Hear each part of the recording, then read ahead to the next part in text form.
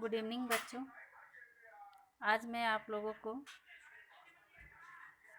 कक्षा 10 का पार्ट 2 राम परशुराम लक्ष्मण संवाद का सारांश बताने जा रही हूँ, सप्रसंग व्याख्या के साथ।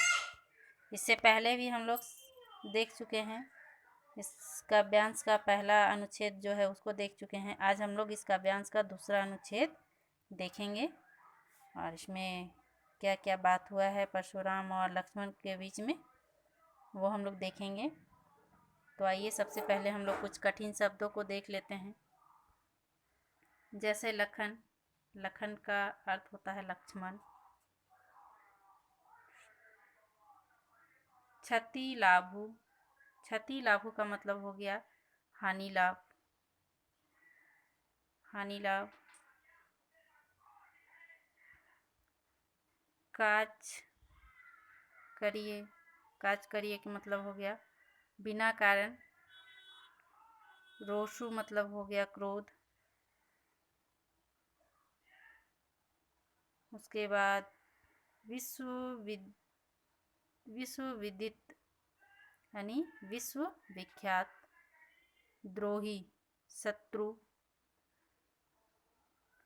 महिपदेहन यानी ब्राह्मण। विलोकु, विलोकु का अर्थ हो गया देखकर। गर्भन अर्भक, गर्भन का अर्थ हो गया गर्भ।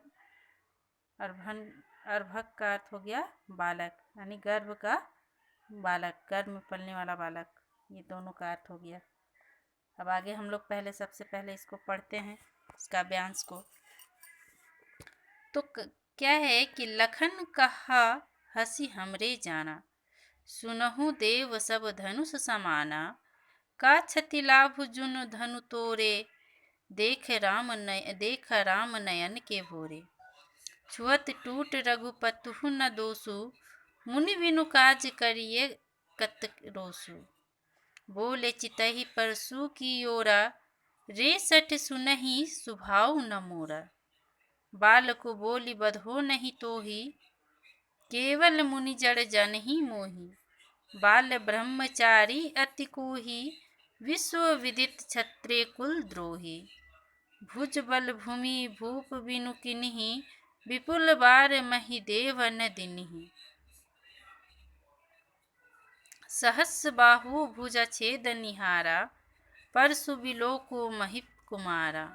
मातु पितहि जनि सोच बस करसी, महिष किशोर गर्भन के अर्भक दलन, परसु मोर अति घोर। तो इसका प्रसंग क्या होगा कि प्रस्तुत काव्यांश जो है वो हमारी पाठ्य पुस्तक क्षितिज भाग 2 से ली गई है, जो गोस्वामी संत कवि तुलसीदास द्वारा रचित राम परशुराम लक्ष्मण संवाद से अवतरित है। इसमें सीता स्वयंवर के समय शिव धनुष के टूटने पर परशुराम के क्रोध का वर्णन किया गया है। जब सीता का स्वयंवर होता है उस समय जो शिव धनुष टूट जाता है, उसी के स्वयंवर के विषय में वर्णन किया गया है। लक्ष्मण उनके क्रोध भरे वचनों का उत्तर व्यंग्योक्तिपूर्ण देते हैं, मतलब व्यंग करते हुए, मजाक करते हुए देते हैं परशुराम जी का उत्तर, और उससे परशुराम जी जो है वो क्रोधित हो जाते हैं।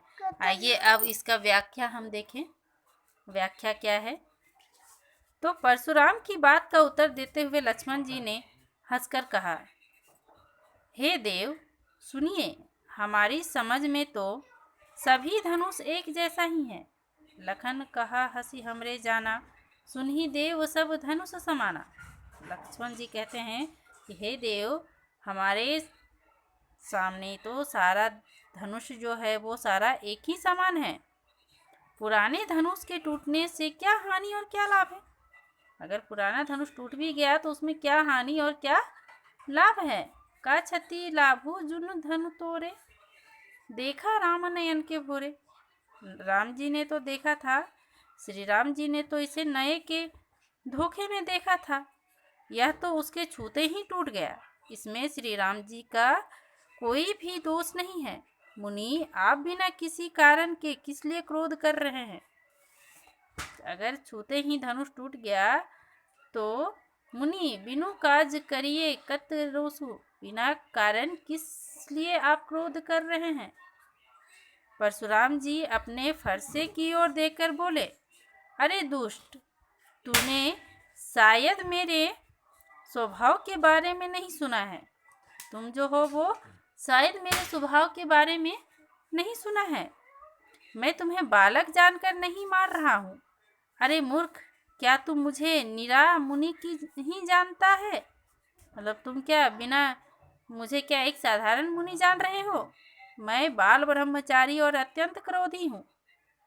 मैं जो हूँ वो बाल ब्रह्मचारी और अत्यंत क्रोधी हूँ। बाल ब्रह्मचारी अति कोही, विश्व विदित क्षत्रिय कुलद्रोही। मतलब मैं बाल ब्रह्मचारी हूँ और अत्यंत क्रोधी हूँ और क्षत्रिय कुल के शत्रु के रूप में विश्व विख्यात हूँ। मतलब मैं क्षत्रिय कुल जो है, क्षत्रिय कुल का द्रोही शत्रु के रूप में विश्व विख्यात हूँ। हर तरफ विश्व, पूरे विश्व में विख्यात हूँ, प्रचलित हूँ। अपनी भुजाओं के बल से मैंने कई बार इस पृथ्वी को राजाओं से रहित कर दिया और उससे ब्राह्मणों को दे डाला है। मतलब अपने बाहों के बल पर, भुजाओं के बल पर कई बार राजाओं से इस पृथ्वी को लेकर ब्राह्मणों को दान कर दिया है। हे राजकुमार, सहस्त्रबाहु की भुजाओं को काटने वाले मेरे इस फरसे की तरफ देखो।